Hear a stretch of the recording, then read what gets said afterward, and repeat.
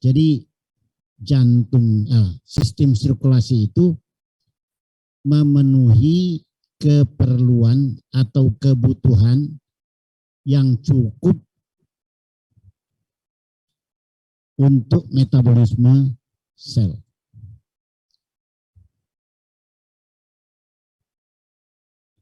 Dalam mekanisme ini tentu ada variasi, ya. Ada saatnya kita metabolismenya meningkat. Misalnya saja kamu olahraga, ya. Jadi kebutuhan oksigennya meningkat, kebutuhan energinya juga meningkat. Dalam kondisi ini, sistem kardiovaskuler akan berupaya memenuhi itu. Makanya kamu kalau dari olahraga, kalian bisa dengar nggak? Bisa memahami nggak omongan saya ini? Bisa ya? Ini penting loh, nggak ada dalam textbook. Ya, pengertian ini yang penting. Sehingga nanti kamu waktu di klinik, memahami gitu ya. Kalau yang tekstulernya itu kamu dapat di mana-mana ada itu. Tapi pemahaman yang diberikan oleh dosen itu yang penting, ya. Pengertian itu. Karena itu tidak tercantum di dalam teks. Nah, jadi balik lagi ya. Jadi kalau kebutuhan kita meningkat, kebutuhan metabolisme, misalnya kamu dari jogging pagi, ya, emosi, apa yang terjadi? Kamu rasakan jantung kamu berdebar, ya, berdebar.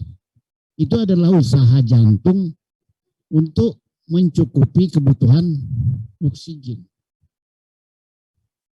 Kalau lagi tidur, itu terjadi penurunan metabolisme.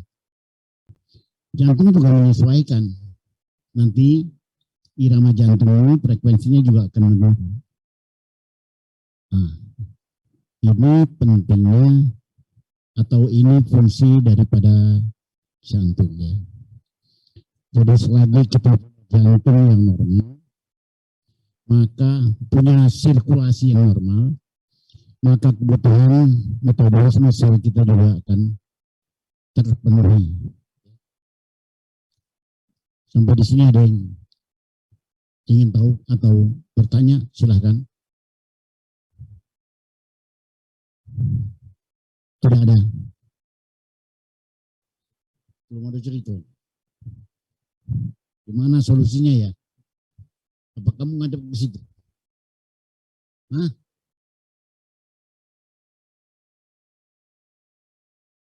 Yang bawa komputer? Ya, join aja ya.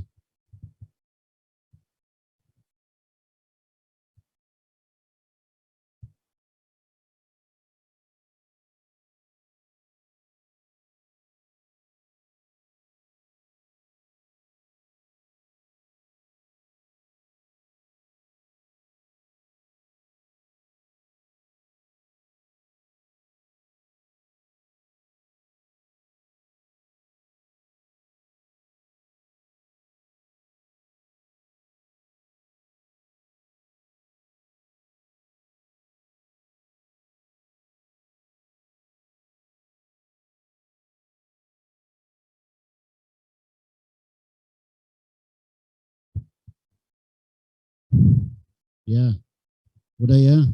Lembaran pertama itu ajar kenal saja. Mungkin ada yang nggak tahu, itu nama saya. Ya, sudah sesuai dengan peraturan 3 suku kata. Kalau kamu yang hanya 2 suku atau 1 suku, tambahi baik ya.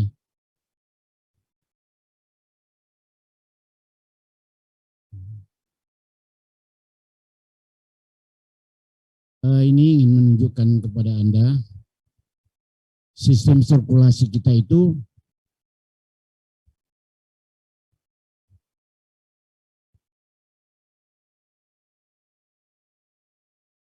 agak terusik saya ya. Kalau sedang saya kuliah ada yang keluar masuk kayak gitu. Lebih baik kamu gak usah masuk aja, duduk di luar situ. Jam berapa ini? Sudah 8 menit Anda terlambat.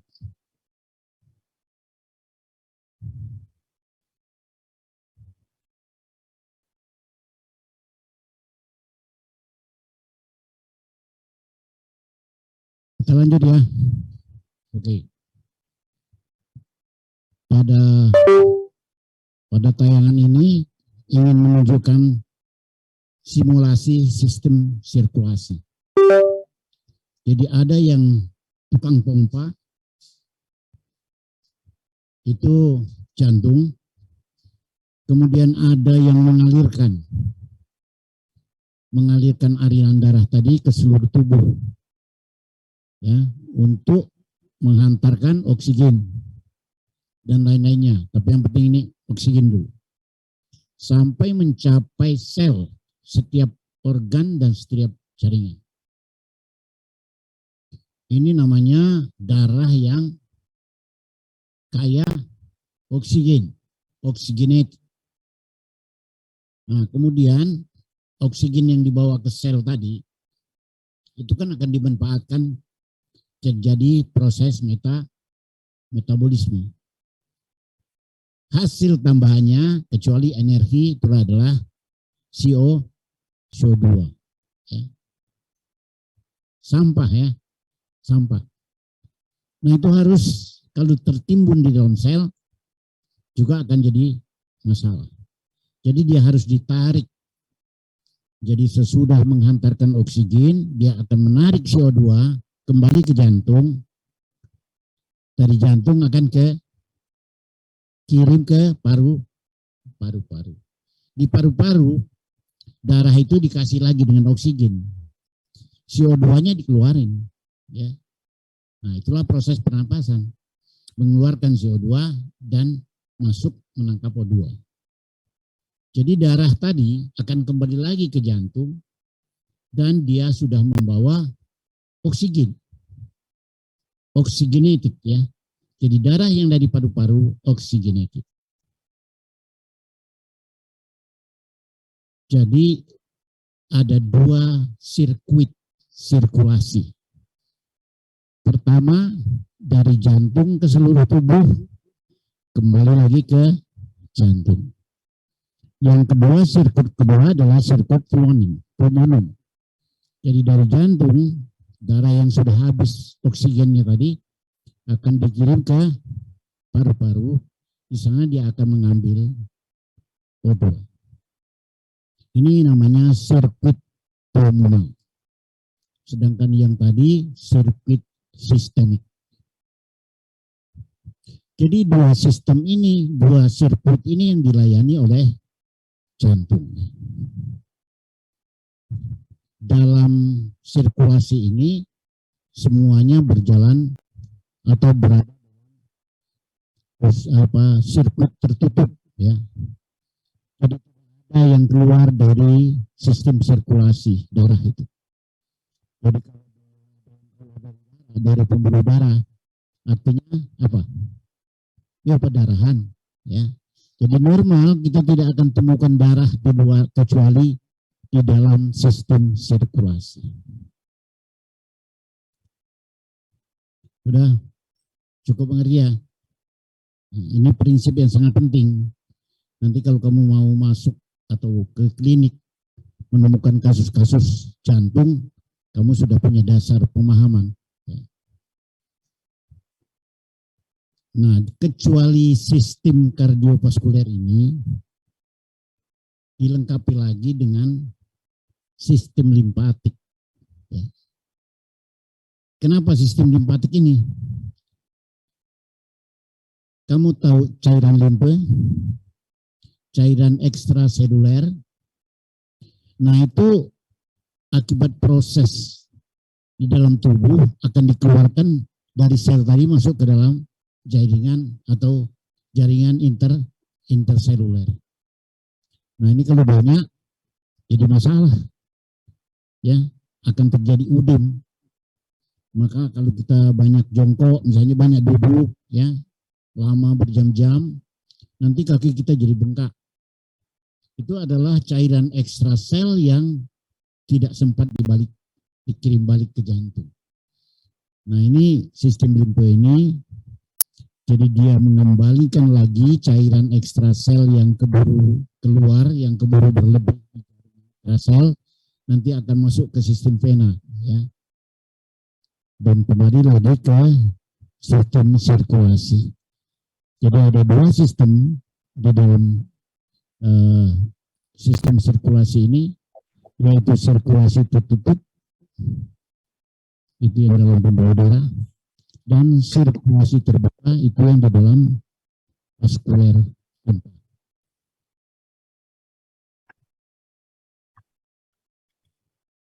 Sudah. Dari cerita itu sangat strategis, sangat vital fungsi dari sirkulasi itu. Karena berkepentingan, semua sistem dalam tubuh kita berkepentingan dengan sistem ini. Jadi semua sistem yang melibatkan banyak-banyak organ itu, yang terdiri sel itu, semuanya butuh metabolisme. Jadi kalau dia diblok, tidak lagi mendapat suplai oksigen, ya, ada jaringan yang selnya sangat rentan. Dia lebih dari sekitar 5-7 menit tidak dapat suplai darah, langsung mati. Contohnya adalah otak. Ya. Otak salah satu jaringan atau sel yang sangat sensitif, yang sangat tidak tahan kekurangan oksigen. Jadi makanya orang yang stroke itu kalau lebih dari 7 menit biasanya kerusakan sarafnya jadi permanen. Ya. Kecuali itu jantung juga, jantung sendiri juga. Ya. Jadi jantung sendiri juga penting, memerlukan metabolisme. Dan nanti kita akan sampai ke situ.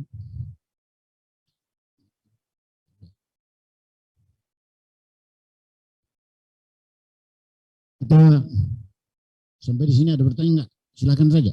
Kalau ada yang mau bertanya, ya. Kalau kamu nggak ada yang tanya, saya anggap kamu mengerti atau bengong. Oke. Ini ada tiga komponen atau 3 masalah yang akan saya bahas hari ini. Histofisiologi jantung, histofisiologi pasa darah, dan histofisiologi pasa limfe. Kenapa saya menggunakan istilah histofisiologi? Ini agak aneh ya, tapi ini dari dulu saya selalu begitu. Karena kita di dalam bicara tentang struktur mikroskopis ini, kita sekaligus juga akan membicarakan fungsi histofisiologinya. Jadi dengan perkembangan pesat, ternyata bahwa kelainan penyakit itu pada umumnya lebih banyak seluler. Ya. Jadi makanya kita, ini kakak kandungnya ini adalah patologi anatomi ya, patologi anatomi. Itu adalah perubahan patologis pada struktur jaringan atau organ atau sel. Nah, bagaimana kita tahu struktur itu tidak benar atau tidak sehat atau sakit kalau kita tidak tahu yang normalnya. Makanya itu Anda diwajibkan ya belajar histofisiologi. Walaupun mungkin banyak kesulitan. Saya awalnya dulu memang paling benci dengan pelajaran ini karena variasinya sangat banyak. Ya, variasinya sangat banyak. Bukan saja variasi dalam bentuk sistem, tapi selnya sendiri. Satu organ selnya bisa bermacam-macam. Apa tidak pening? Pening kan? Ya, kamu nanti akan ketemu selah-selahnya bagaimana menyenangkan suatu, itu pasti. Yang jelas bukan hanya untuk hafal ya. Kalau hafal itu pasti bukan. Tapi kamu harus memahami, mengerti. Dengan proses mengerti, kamu akan lebih mudah. Nah, seperti tadi kan sudah saya kasihkan penjelasan-penjelasan. Intinya adalah metabolisme. Jadi metabolismenya terganggu, baik dia berlebihan atau berkurang, sistem kardiovaskuler ini pasti akan menyesuaikan. Ya. Kita ke jantung dulu. Nah ini yang sering dilupakan ya. Sebenarnya kamu belum lahir, dia sudah kerja.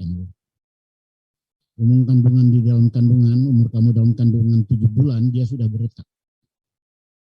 Bayangkan sampai sekarang, dia masih berdenyut. Nah, hebat nggak? Tanpa lelah, tanpa mengeluh. Ya, nggak pernah mengeluh dia. Nah, jadi sekali-sekali kamu pegang dada kiri kamu, bersyukur, ya. Terima kasih jantungku, kau tetap setia gitu. Itu besar pengaruhnya ya, secara psikologis sangat besar pengaruhnya. Jadi kita selalu mengingat, karena inilah yang membuat kita jadi bisa bergerak, bisa sebuah segala itu metabolisme karena adanya jantung.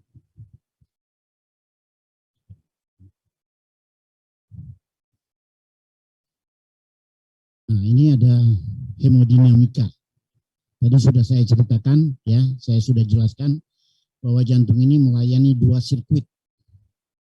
Sirkuit pulmonal intinya adalah mengambil oksigen, membuang CO2. Sirkuit sistemik intinya adalah membagi-bagi oksigen dan menarik CO2. Jadi ada 2 sirkuit yang dilayani oleh jantung. Itu bisa kamu lihat sendiri, jantung itu kan ada 4 bilik, ada 2 atrium, ada 2 ventricle. Kemudian dia dibuat sekat-sekat, ada katup, ada hingga tidak terjadi arus balik ya. Ya, kalau sudah masuk tidak bisa balik lagi.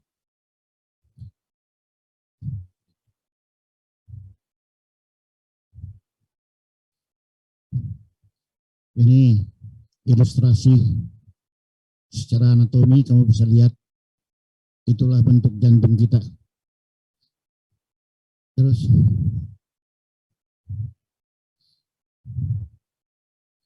nah, ini tadi saya bilang ini adalah sistem katup ya. Jadi kalau darahnya dari atrium ke ventricle, dia melewati katup. Nah, jadi darah itu tidak bisa lagi balik ke atrium. Dia harus didorong terus, maju terus pantang mundur. Nanti dari ventricle akan dipompa ke aorta, terus kepada sirkulasi secara umum. Terus.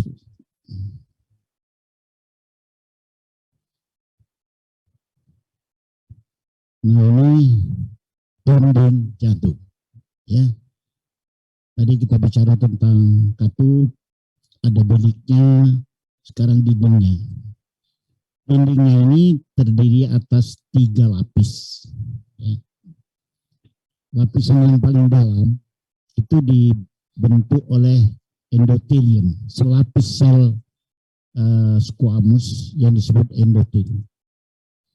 Nah, itu lapisan yang paling dalam. Kemudian yang di tengah, dan ini adalah yang paling vital atau paling berperan, dialah yang menggerakkan kontraksi jantung itu adalah tunica media atau miokardium ya, miokardium. Kemudian yang di luar itu disebut dengan epikardium. Kemudian jantung sendiri dibungkus oleh jaringan pengikat yang disebut dengan perikardium. Ini hati-hati nih. Harus perlu benar penjelasan kamu, pemahaman kamu. Jangan tercampur antara epikardium dengan perikardium. Itu hal yang berbeda. Jadi epikardium itu adalah bagian dari dindingnya utuh 3 lapis. Nah, perikardium itu adalah pembungkusnya. Nah, perikardium ini nanti ada yang disebut peridium parietal, visceral. Nah, nanti yang akan membentuk kafum perikardium itu dia bersama-sama dengan epikardium. Pada umumnya, bukan pada umumnya sebenarnya, harusnya memang setiap organ kita yang bergerak, ya, karena jantung ini langsung kontak dengan dinding torak, ya.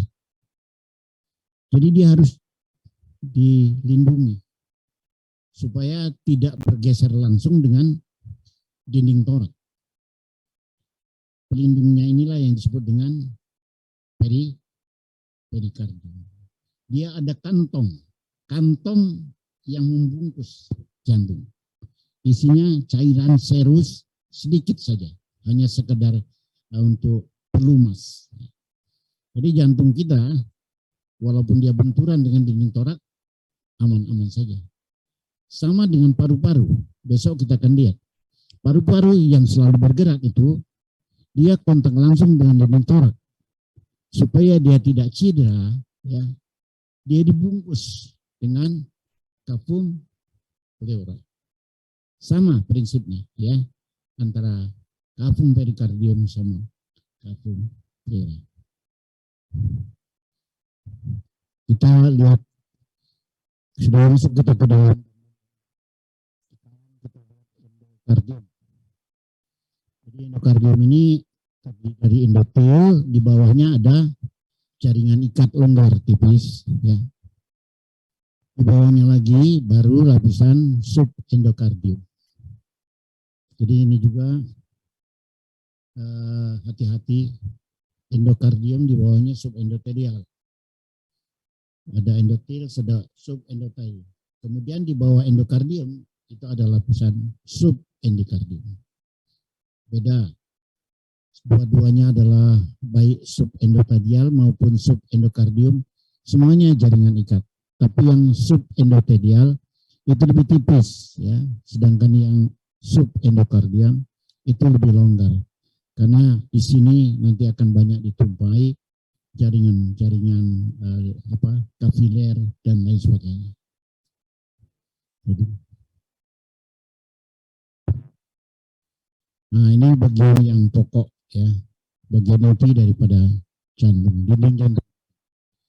Ini disebut bagian ini disusun oleh lapisan sel-sel jantung. Miokardiosit, ya, sel jantung, sel otot jantung. Uniknya, ya, pada jantung ini susunan sel tadi itu berlapis-lapis, ya, berlapis, selapis. Lagi di antaranya itu ada serabut elastis, selapis lagi, terus demikian.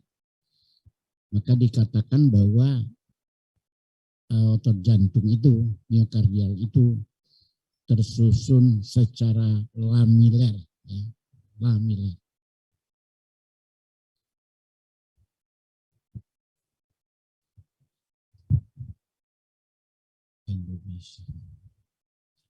Nah, kemudian antara lapisan, antara sel itu ada jaringan ikat longgar yang disebut dengan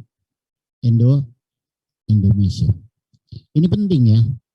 Kenapa kok sampai setiap sel harus dibungkus dengan endotel? Karena disitulah nanti akan sampainya kapiler. Kapiler ini akan sampai masuk ke endotel ini, endotelium ini, ya, endomesium ini, dan dia akan mensuplai langsung oksigen kepada setiap sel. Jadi antara lembaran ada, jaringan ikat longgar itu, kemudian ada antara tiap sel juga ada. Jadi artinya supply kapilernya sampai mencapai sel. Ya. Terus, nah ini lapisan epikardium.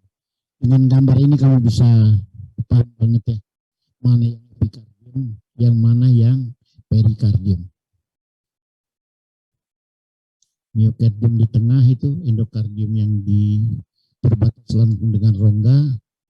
Kemudian kamu lihat lagi itu, ya, antara epikardium sama perikardium itu ada kavum atau yang cairan serus yang disebut dengan perikardium.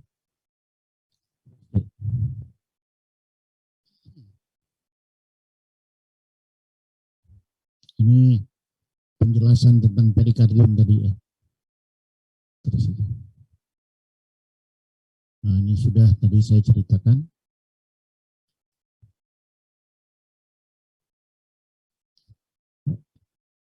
Ini tentang komponen jantung ya. Komponen jantung. Jadi sel otot jantung itu sebetulnya ada dua tipe. Yang kerjanya adalah khusus untuk kontraksi jantung, berkontraksi, maka disebut dengan sel jantung kontraktil. Tetapi diperlukan juga bagi jantung sel-sel yang tidak kontraktil. Sel-sel yang tidak kontraktil, tapi dia diperlukan. Ini adalah diferensiasi dari sel kontraktil. Pada masa embrional dia berubah, berdiferensiasi menjadi sel-sel yang non-kontraktil. Di sini ada yang fungsinya untuk sekresi endokrin, ya. Ada yang merupakan membentuk lapisan fibrotik, fibroblast. Itu tempat dia lengketnya sel-sel jantung tadi. Bisa sebagian akan berinsersi di sana. Kemudian ada satu lagi yang nomor 3 itu penting. Nanti akan kita bicarakan secara khusus, yaitu sistem konduksi jantung.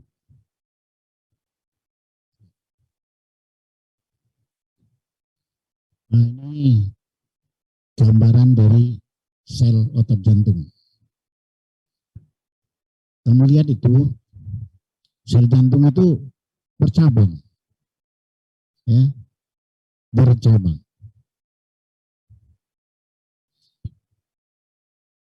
Nah hubungan antara sel itu melalui cabang ini. Ya, cabangnya itu yang lengket. Perlekatan ini yang disebut dengan diskus intercalatus. Biar nggak susah kamu putar aja kursimu. Dede, putar aja kursinya.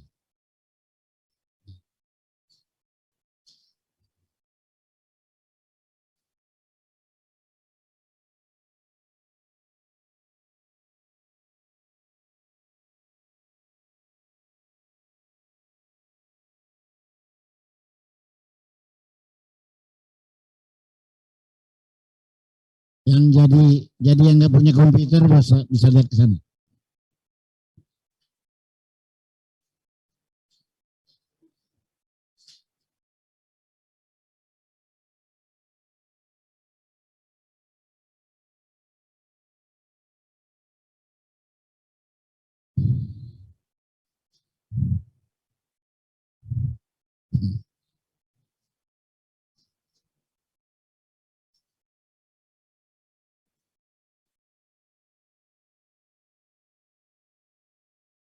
Sudah ya?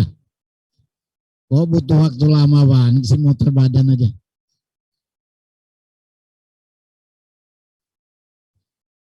Nah, kamu lihat itu ya.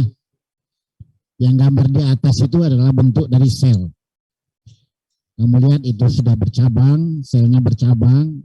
Dua sel itu sudah bertautan, ya, sudah nempel. Nempelnya itu melalui ranting cabangnya tadi.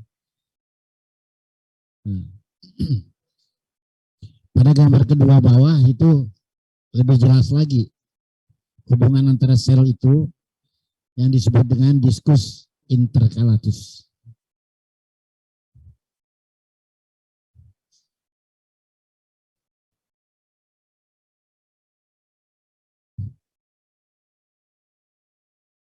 Terus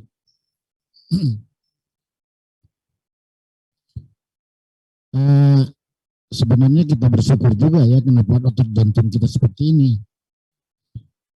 Jadi susunan atau rangkaian seperti ini, pada saat kontraksi jantung, dia akan maksimal memeras jantung itu. Secara 3 dimensi dia akan diperas. Nah, kalau seandainya dia tidak bercabang, tidak seperti bungkus salak ya, ingat nggak bungkus salak? Nah, tentu dia berkontraksinya tidak akan efektif ya. Inilah satu bentuk bersyukur kita ya. Yang gambar di bawah itu adalah otot rangka ya. Berbeda kan? Kalau otot rangka itu panjang betul dari insersio origonya panjang selnya. Tapi kalau otot jantung pendek-pendek bercabang, dia sambung menyambung. Walaupun kedua-duanya dalam bentuk bergaris ya. Jadi kalau otot rangka itu dia baru berkontraksi apabila ada perintah volunteer ya. Tapi otot jantung dia bergerak tanpa diperintah. Kamu belum bisa bangun, kamu belum bisa buka mata, dia sudah bekerja. Tidak perlu dapat perintah. Ya, terus berkontraksi. Terus. Ini tadi sudah saya jelaskan bagaimana hubungan antar sel ya.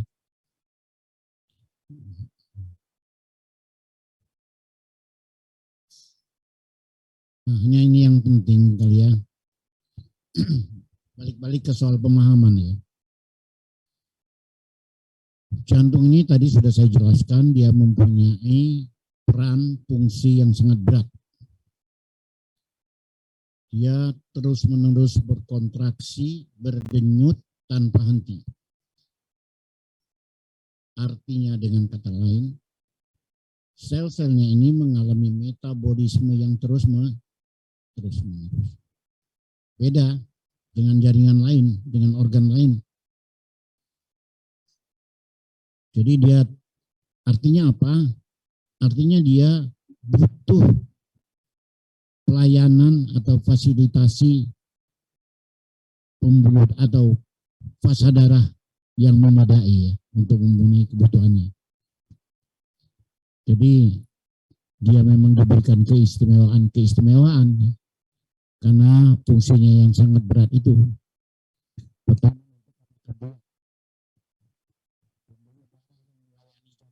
ada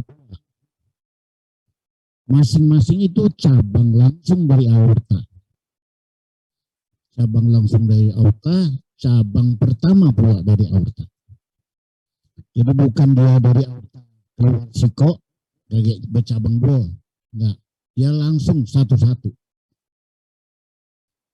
Nah, ini artinya apa? Dia belumlah memberikan oksigen kepada yang lain, tapi dia dulu yang diberikan. Sama kalau kamu konsumsi ya, misalnya, karena kamu kerjanya berat, sebelum kamu bagikan makanan itu kepada tetamu, kamu makan dulu. Kira-kira demikian ya, analoginya. Jadi kenapa dia melalui arteri koroner khusus yang merupakan cabang langsung dari aorta. Nah, yang kedua nanti kamu lihat tipe pembuluh darahnya adalah tipe elastis. Nanti kita akan sampai ke sana. Jadi dia dapat menerima secara lentur aliran darah dan yang kedua kapilernya itu akan mencapai sampai Indonesia. Nah, itu fasilitas yang hebat yang diberikan kepada jantung. Tapi nanti kita lihat juga ada risiko yang juga terjadi. Otot jantung tidak mempunyai kemampuan regenerasi, ya, nggak ada dia. Kalau dia mengalami anoksia misalnya, ya, kemudian kekurangan oksigen pada selnya mati, nggak bisa lagi diganti, akan diganti oleh jaringan ikat atau psikiatrik. Jadi di samping ada kelebihan fasilitas, juga ada resiko. Yang kedua, ya, resikonya kita tidak temukan kolateral. Ya, pada jantung tuh nggak ada kolateral. Jadi sirkulasinya langsung aja tiap-tiap arteri koronaria, terus sampai terakhir kapiler. Nah, kalau pada daerah lain, jaringan lain, itu bisa beranastomose. Misalnya yang arteri sebelah kanan dengan sebelah kirinya bisa anastomose. Jadi kalau macet satu, dia dapat supply dari satunya. Tapi ini jantung, no. Jadi dia kalau tersumbat, ya, di satu arteri koronaria, langsung menyebabkan kerusakan pada otot yang dilayaninya tanpa lagi bisa dibantu dari darah lainnya. Ini ada untung ada ruginya juga ya. Untungnya apa? Hah? Kalau kamu angina pain, ya, dada kamu sakit, nah kemungkinan ini adalah ancaman myocardial infarct. Kamu kan langsung berobat. Nah, kalau ada kolateral, itu nggak ada keluhan itu. Karena dia begitu ada sumbatan akan segera disuplai dari sisi lain. Paham ya? Jadi jantung mendapat fasilitas, tapi juga punya risiko.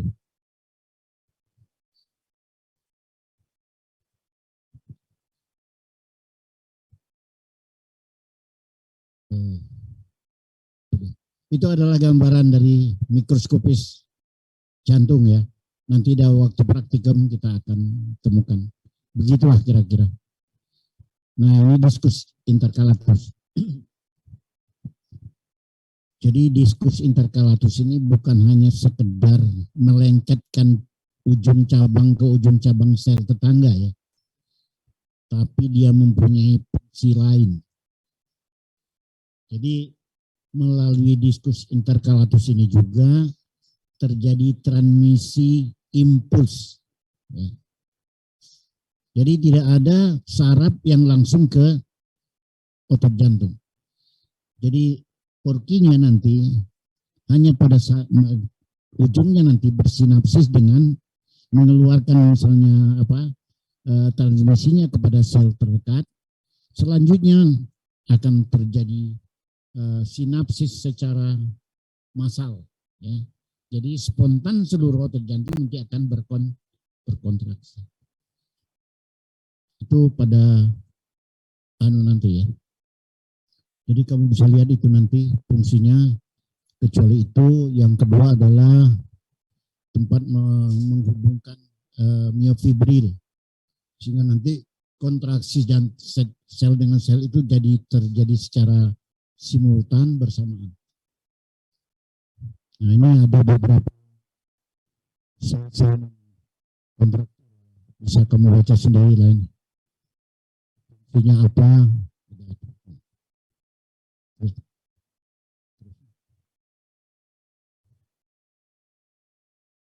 Nah, saya sedikit gambarkan secara lebih detail ya. Jadi jantung ini karena fungsinya selalu berubah, selalu menyesuaikan dengan kebutuhan. Jadi dia punya kewenangan, keleluasaan, otonomi. tidak ada saraf yang bisa mempengaruhi ritme jantung. Ya. Gak ada yang merintah. Kalau otak kamu bisa merintah jantung kamu, stop. Nah, ini enggak baca. Otak kita nggak bisa untuk menghentikan jantung.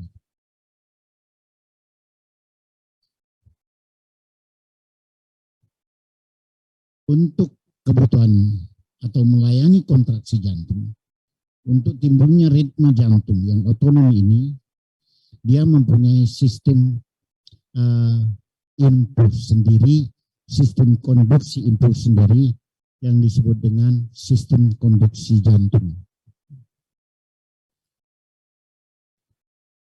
Itu terdiri atas S-anod. Ini yang menjadi pacemaker ya, menjadi sumber daripada impuls. Dia membentuk impuls sendiri. Baru nanti akan impuls ini diteruskan ke avinod atau juga bisa dialirkan melalui sinsitial daripada atrium.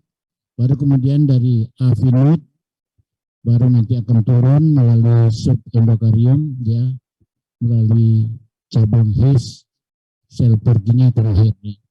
Di ujung sel Purkinje itulah nanti dia akan bersinapsis dengan otot sel otot jantung. Jadi dari S-anod, impulsnya tadi dibentuk menghasilkan ritme. Dak-dik, dak-dik, dak-dik. Itu adalah irama ritme dari kontraksi impuls tadi. Yang manifestnya adalah terjadinya irama kontraksi jantung. Jadi bagaimana dengan kok jantung kita bisa berdenyut lebih cepat? Memang masih ada pengaruh parasimpatis, simpatis ya. Tapi dia tidak mempengaruhi ritmenya. Dia hanya mempengaruhi frekuensinya. Jadi jantung kita berdenyut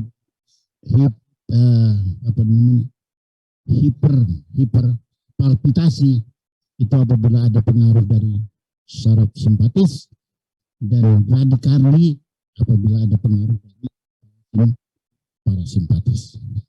Jadi mengenai ritme dan volumenya sendiri, itu volume kontraksi ya, itu mutlak otoritas daripada sistem konduksi.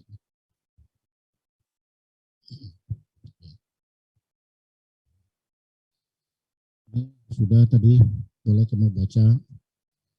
Ini bentuk mikroskopisnya.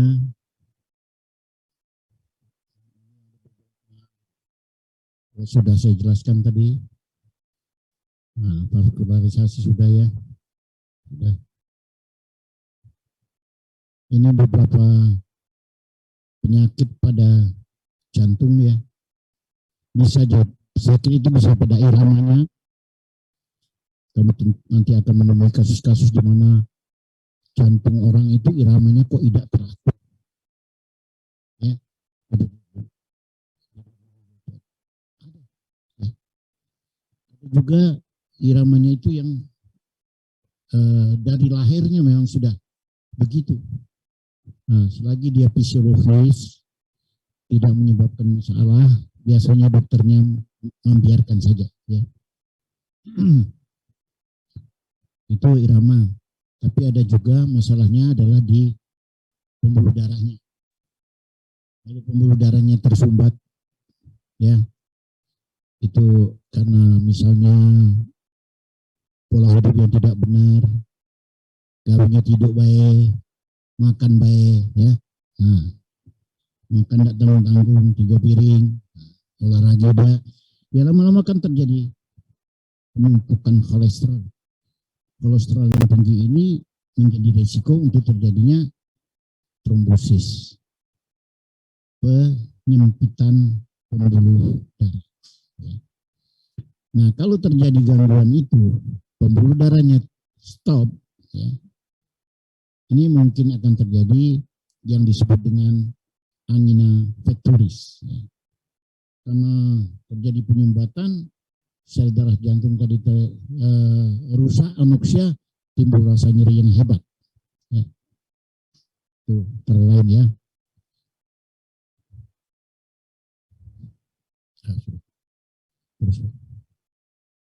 terus. Nah ini tadi sudah saya katakan bahwa otot jantung tidak mempunyai kemampuan regenerasi. Tidak ada sel lain yang bisa membantunya, ya. Jadi dia tidak punya kemampuan. Tapi kalau pada otot rangka, memang dia tidak punya kemampuan untuk regenerasi. Hanya di situ ada sel-sel satelit namanya, ya. Sel satelit ini bisa berdiferensiasi, membelah diri, nanti berubah menjadi sel otot rangka. Kalau otot polos, wah bisa.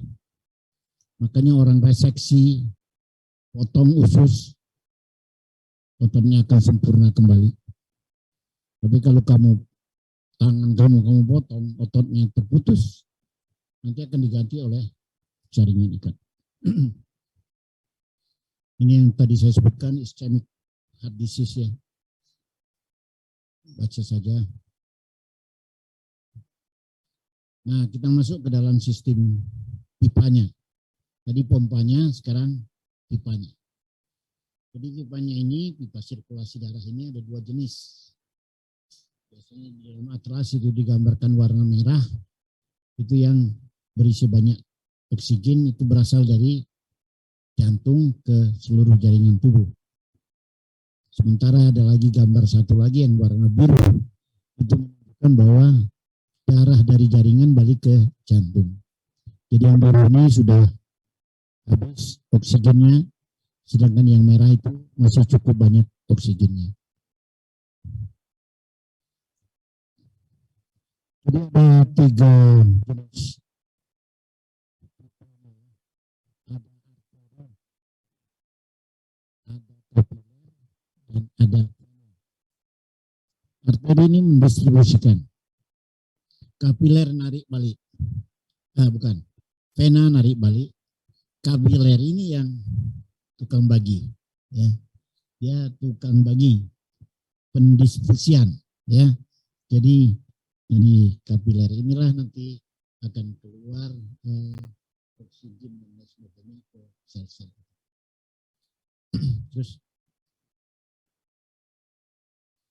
nah ini struktur dasar daripada pembuluh darah vaskuler, ya. Baik dia vaskuler arteri maupun vaskuler vena, prinsipnya terdiri atas 3 lapisan. Tunica intima, tunica media, dan tunica adventitia. Nanti masing-masing jenis arteri itu akan bervariasi. Bervariasi di tunica media, bervariasi di tunica adventitia maupun di tunica intima. Ya. Salah satu contoh adalah pada arteri besar, arteri elastika. Saya tarik dulu mundur. Jantung kan butuh makanan, ya, untuk oksigen. Tadi sudah disuplai khusus melalui arteri koronaria. Sekarang pembuluh darah juga perlu oksigen. Gimana dia mau hidup dindingnya itu, sel-selnya itu akan mati kalau tidak cukup suplai oksigen. Pertanyaan kita, dari mana dia dapat? Dari mana pembuluh darah kita dapat oksigen?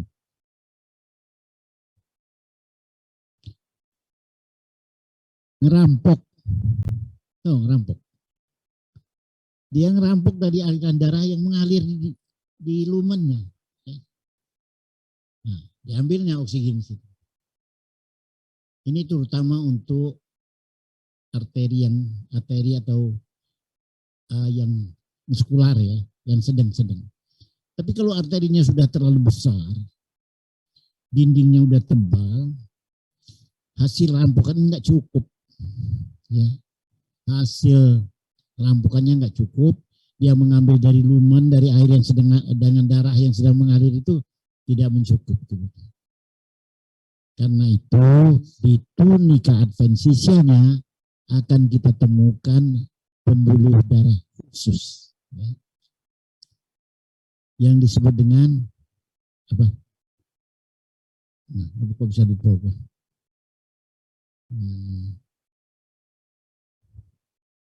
vasa vasorum. Ya. Jadi pada arteri yang tebal vasa vasorum ada. Tapi kalau arteri-arteri motorik yang cukup itu ya dia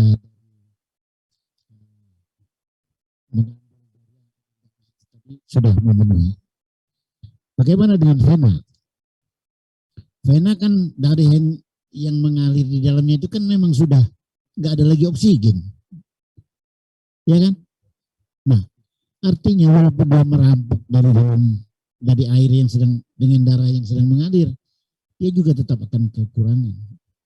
Maka itu vena pada umumnya juga ditemukan adanya vasa vasorum di adventitia. Itu prinsip bedanya. Kalau arteri itu yang besar, dia nggak cukup. Tapi karena aliran darahnya masih banyak oksigen, dari hasil ngerampok aja udah cukup. Tapi kalau vena, walaupun dia tipis, ya kecil, tapi karena aliran darahnya tadi sudah tidak punya lagi oksigen, dia tetap butuh suplai khusus.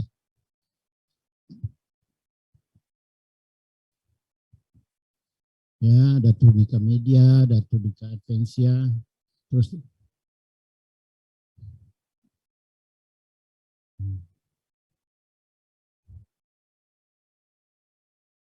ini endotelium itu rupanya bukan hanya sekedar membuat mulus permukaan pembuluh darah dalam permukaan dalam pembuluh darah supaya aliran darah itu lancar. Tapi dia juga mempunyai substansi atau materi yang dapat berfungsi lebih dari itu. Ada komponen yang bisa mengatur tekanan darah, ada di sana, ada beberapa enzim, kemudian ada juga anti trombosis, ya, sehingga nanti kalau terjadi perdarahan kecil di dalam vasa itu bisa segera ditutup, berhenti perdarahannya dari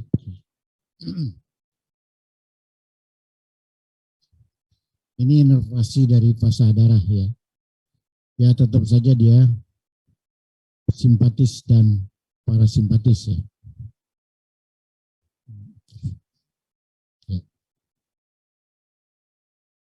Itu tadi sudah bisa difusi langsung. Nah, ini kita lihat ada 4 jenis arteri besar yang disebut dengan arteri elastika. Jadi batasannya adalah arteri ini merupakan, kenapa disebut conducting? Karena dia merupakan cabang langsung dari aorta. Aorta, cabang, aorta, dia ke komunis dan komunis. Ya, mempunyai sifat elastis, ya. Di tunica medianya terutama itu ototnya relatif lebih, komposisinya relatif lebih sedikit, yang lebih banyak itu adalah elastis. Kenapa dinding dari arteri besar ini diperlukan elastis? Karena dia menerima langsung darah dari kontraksi jantung.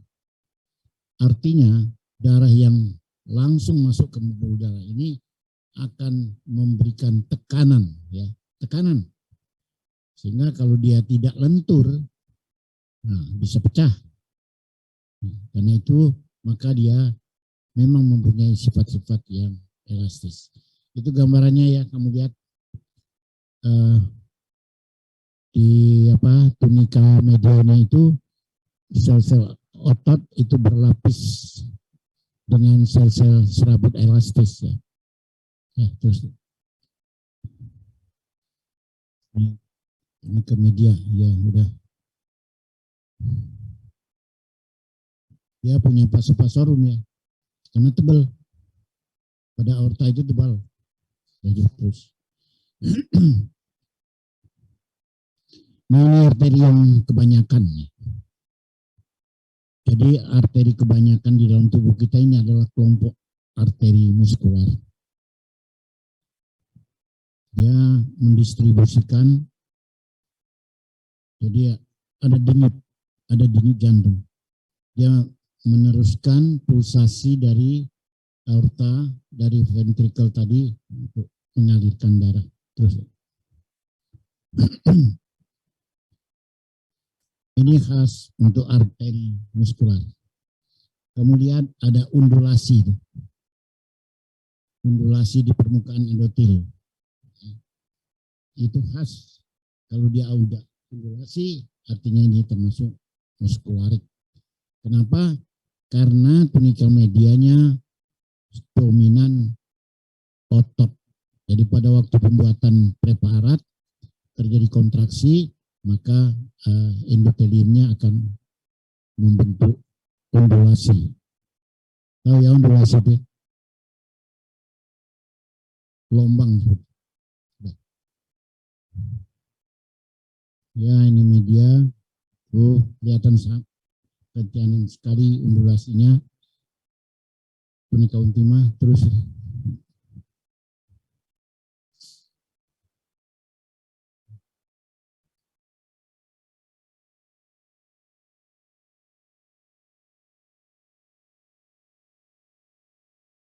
ini bentuk yang lebih kecil lagi, arteriole, ya.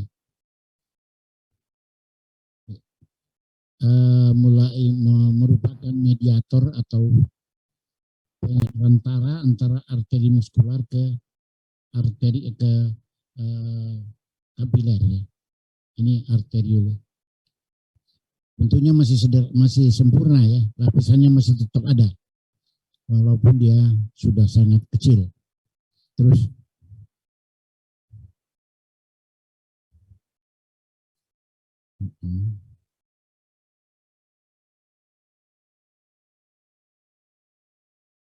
nah ini med arteriole. Jadi saya cerita gini, ya, cerita sedikit. Terutama ini pada kulit, ya. Ternyata kapiler itu tidak semuanya berisi darah, ya, tidak semuanya. Jadi ada sistem yang bisa mengatur. Oh, ini untuk muka perlu merah, perlu banyak. Kapilernya harus banyak. Sehingga orang yang merasa malu atau marah itu kelihatan mukanya merah. Karena di darah itu akan di sistem tadi vaskularisasinya banyak.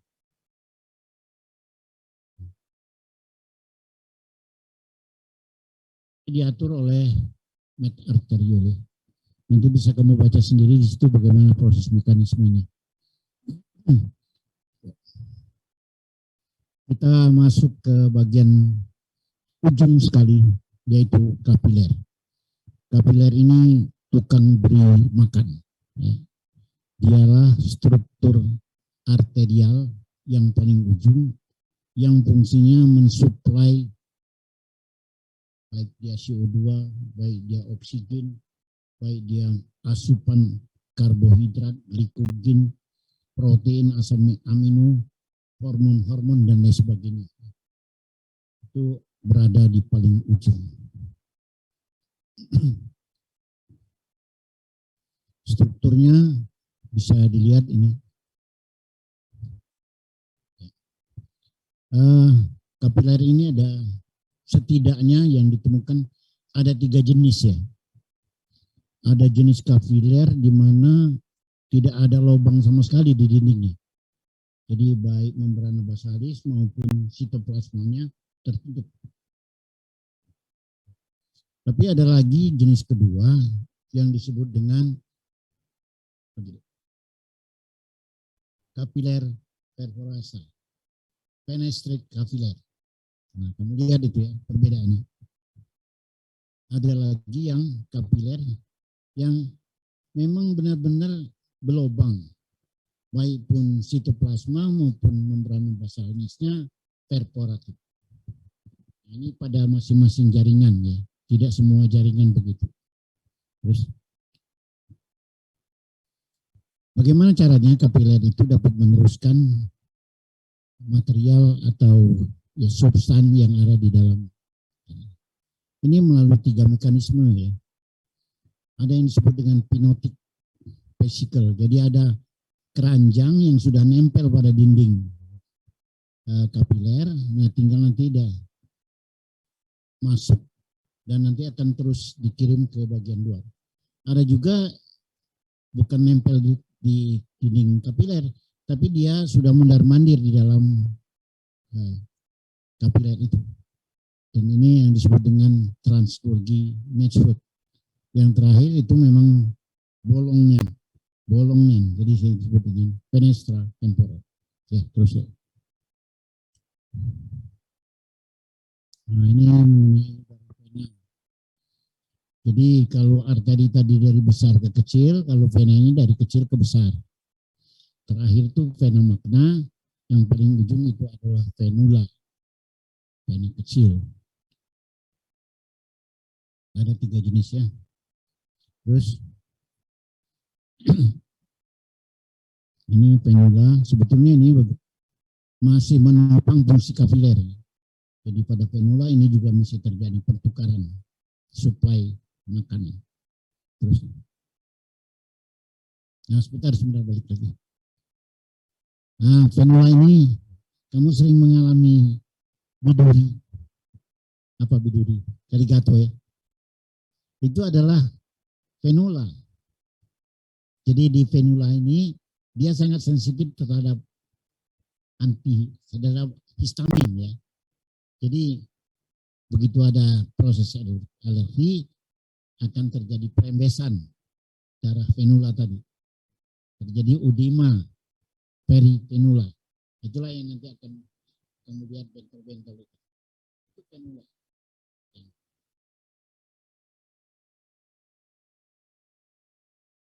Besar, terus iya vena. Nah, terus aja deh.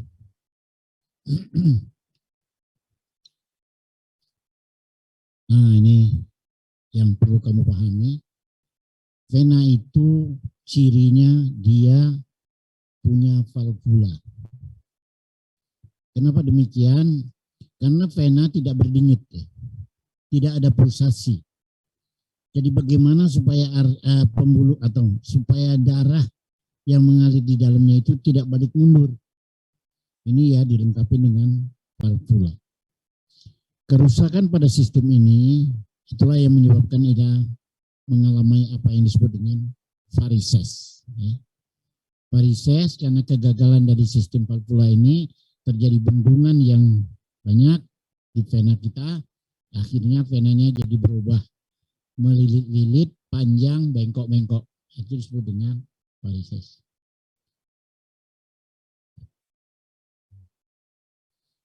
Nah, ini terakhir adalah sistem limpa.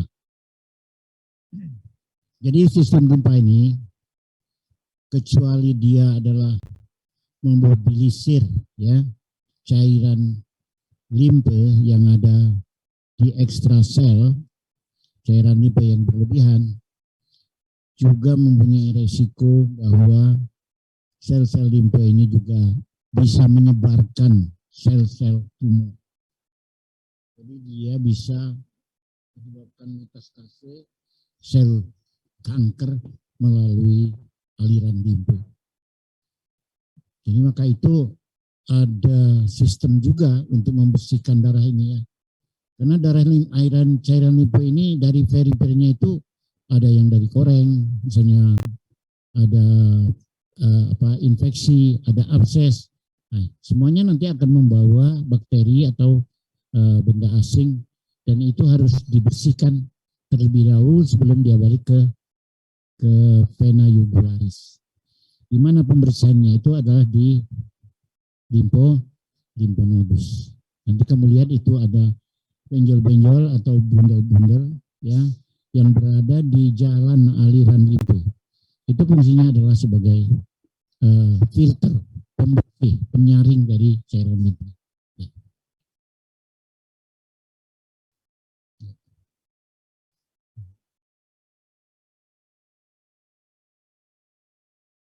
Ya, terus. Nah, ini ada dibagi juga. Yang paling kecil itu adalah kapiler limpe namanya ya. lebih lagi besar lagi disebut dengan aliran limpe, pasa limpe, dan lagi terakhir itu adalah ductus lymphaticus ya, yang paling besar. Nanti akan kembali ke vena jugularis. Oke.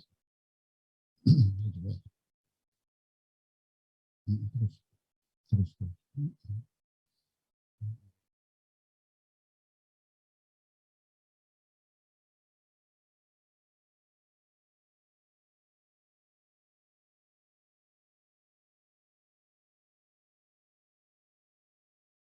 Cerita tentang metastase CA melalui pembuluh limpe ini itu sering kita temukan pada, misalnya aja ya, ini salah satu contoh, CA mame. CA mame itu metastasinya adalah melalui saluran limpe.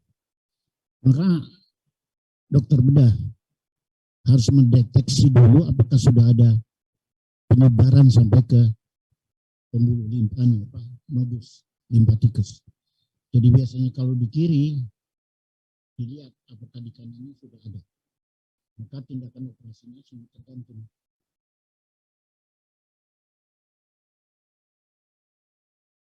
Kalau sudah nyebar ke sini, ya itu hanya cerita aja tentang metastase tadi.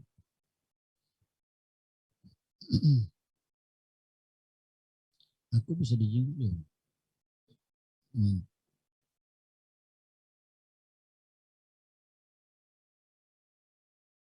Ada beberapa ilustrasi tentang penyakit kardiovaskuler ya.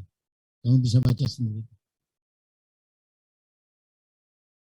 Terus.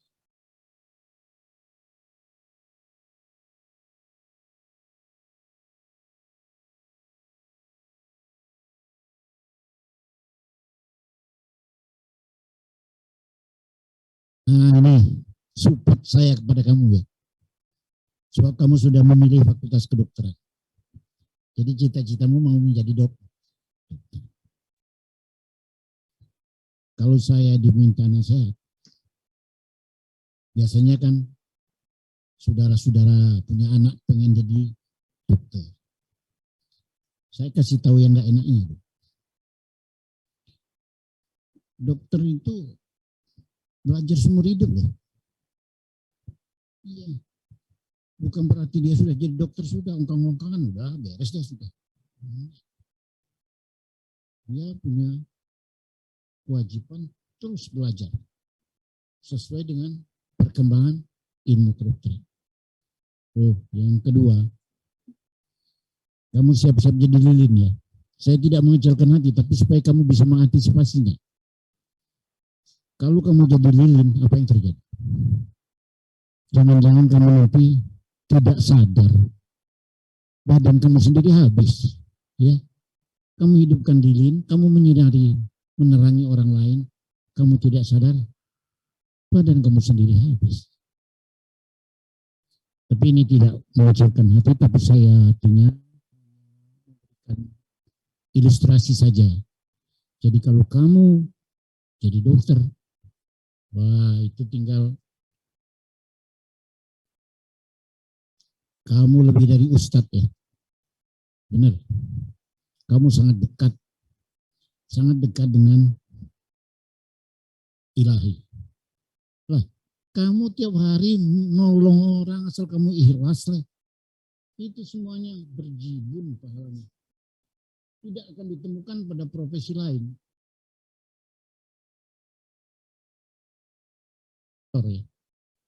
Pak Ian sangat bersyukur katanya. Pak Ian jadi dokter. Loh, kenapa? Saya tidak menganggap sesuatu yang berlebihan. Pak Ian tiap saat tangan Pak Ian itu berguna bagi orang. Nah, jadi dari sisi situ kamu jadi bersyukur dong. Jadi jangan lagi jadi patah hati, tapi kamu harus siap dengan kondisi yang tadi. Ya, tergantung juga manajemen ya. Manajemennya. Kalau kamu pintar manajemennya, mengelola kehidupan ini,